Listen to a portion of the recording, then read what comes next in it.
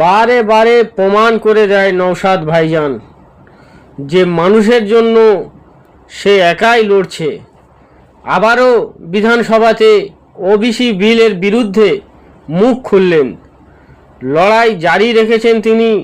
সেই জন্য নওশাদ ভাইজানকে এত ভালো লাগে। দেখুন ভিডিওটা, আর সমস্ত বন্ধুদেরকে বলবো ভিডিওটা বেশি বেশি করে শেয়ার করুন।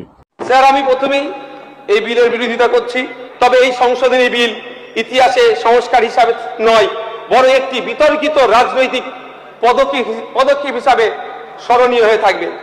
স্যার, পশ্চিমবাংলার যে একটা হেভি অংশের ওবিসি সম্প্রদায়ভুক্ত আছেন, তাদের কথাও আমাদের মাথায় রাখা দরকার।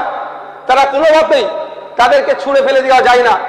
ধর্মের ভিত্তিতে, জাতের ভিত্তিতে, বর্ণের ভিত্তিতে না গিয়ে তাদের আর্থসামাজিক অবস্থাকে আমরা যদি বিশ্লেষণ করি, তারা কোন পরিস্থিতিতে আছে, তারা চাকরিতে কত % সংরক্ষণে আছে, উচ্চ 30 সেকেন্ড স্যার, উচ্চ শিক্ষা থেকে শুরু করে স্বাস্থ্য খাতে তারা কি করছে, সবটা যদি আমরা টাইম টু টাইম সার্ভে করে তাদেরকে আমরা ইনক্লুড করি বা অমিট করি, এটাই সুষ্ঠু গণতন্ত্রের জন্য স্বাস্থ্যকর হবে। Sir, the West Bengal backward classes অ্যাক্টের অ্যামেন্ডমেন্টের উপরে আমাকে বলতে দেওয়ার জন্য।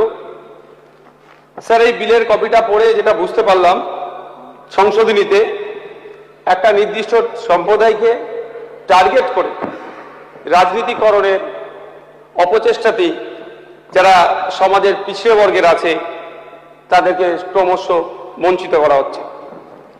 স্যার, বক্তব্যের শুরুতে আমাদের শাসক দলের বক্তা একটা প্রসঙ্গ তুললেন, বুদ্ধবাবু 10% সংরক্ষণ সরাসরি মুসলিম সম্প্রদায়ের জন্য বরাদ্দ করেছিলেন। জানি না কোন পরিপ্রেক্ষিতে করেছিলেন বুদ্ধবাবু, তবে রঙ্গনাথ মিশ্র কমিশনের কথা আমরা জানি, যেটাকে national commission for religious and linguistic minorities NCRLM 2007 যে সুপারিশগুলো দিয়েছিল, সেখানে সরাসরি বলেছিল সংখ্যালঘুদের জন্য 15% সরাসরি উচ্চ শিক্ষায় এবং চাকরিতে সংরক্ষণের। সেখানে বেসিক্যালি সংখ্যালঘু মুসলিম সম্প্রদায়ের কথা উল্লেখ করেছিল 10% উচ্চ শিক্ষায় এবং চাকরিতে তাদের জন্য কোটা রিজার্ভেশনের জন্য।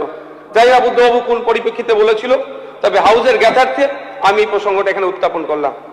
স্যার, আমি প্রথমেই এই বিলের বিরোধিতা করছি, কারণ এই বিলে আমরা দেখছি যে কোনো না কোনো জায়গায় এই সংরক্ষণের বিষয়টা নিয়ে যারা পিছড়ে বর্গের আছে আর আদার ব্যাকওয়ার্ড ক্লাসের মধ্যে যারা পড়ছে, জাতি বৈষম্য বা হিংসা রূপ ধারণ করতে পারে।